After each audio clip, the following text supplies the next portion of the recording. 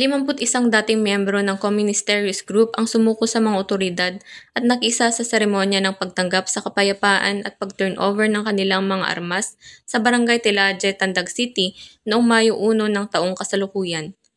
Ang seremonya ay bahagi ng Provincial Task Force to End Local Communist Armed Conflict na naglalayong isulong ang kapayapaan at kaunlaran sa rehiyon.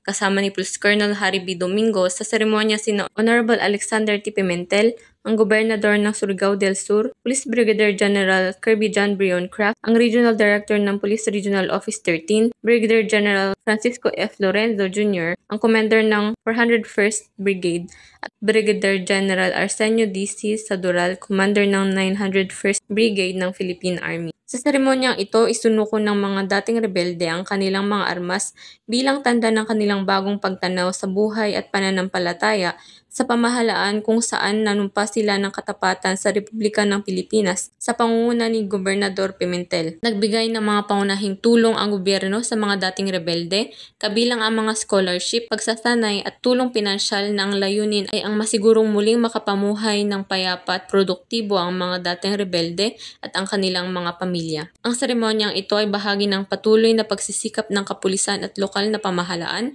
upang matigil ang lokal na komunistang armadong labanan at makapagbigay ng mas maliwanag na kinabukasan para sa mga residente ng Surigao del Sur.